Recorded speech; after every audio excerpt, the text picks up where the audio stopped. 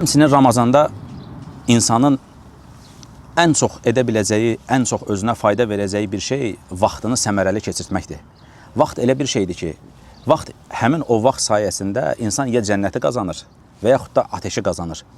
İnsan Ramazanda elə bir həyat qura bilər ki, özünə 24 saatı da onun üçün əcr ola bilər. Yəni 24 saatı da hər bir saniyəsi də onun üçün əcr ola bilər. Necə? Bizim Rəbbimiz elə bir Rəbdir ki, elə bir şəkildə sənə nizam qurub ki, hər saniyəni sən əcrə çevirə bilirsən, hər saniyəni. Yatırsan, yatanda niyyət edirsən ki, ya Rabbi, mən indi yatıram ki, qalxıb gecə sənə ibadət eləyə bilim.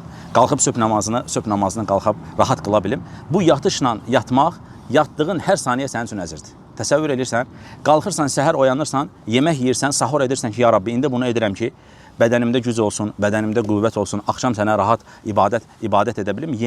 Yeməyin belə sənin üçün əcrə çevrilə bilər. Ona görə bizim sələfimiz vaxta çox önəm verirdi. Vaxt onların yanında çox dəyərli bir şeydir. Hətta sələflərdən birisi deyir ki, dostumla gedəndə gördüm ki, uşaqlar oynayırlar. Yəni, uşaqlar bir-birləri ilə oynayırlar. Bir-birlərinə çönüb dedilər ki, kaş ki, o uşaqlar vaxtlarını satsaydılar.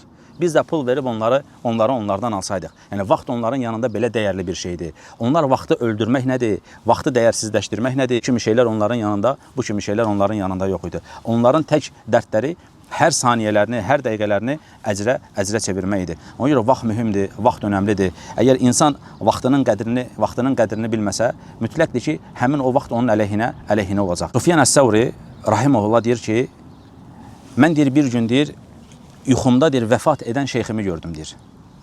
Və ondan soruşdum ki, ey imam, halın, əhvalın necədir? Aqibət necə oldu? O mənə döndü, dedi ki, ey Sufyan, təmənni edərdim ki, sənin yerinə o dünyaya qaydım, bir dəfə əlhəmdülillah deyim, sonra yenidən ölüm, sənin yerinə qaydım, bir dəfə əlhəmdülillah deyim, sonra yenidən ölüm. Bu nə deməkdir? Bu o deməkdir ki, insan öldükdən sonra onun bir kəlmə ki, bir saniyəsini alır, əlhəmdülillah, bir saniyə alır. Qiyamət günü insan buna ehtiyac hiss eləyəcək. Çünki biz bilirik ki, Allah elə bir tərəzi quracaq ki, savablar günahlardan çox olsa, sən cənnətə gedirsən. Günahlar savablardan çox olsa, sən cəhənnəmə gedirsən, əgər Allah səni əff etməsə. İndi təsəvvür elə ki, tərəzi qurulub.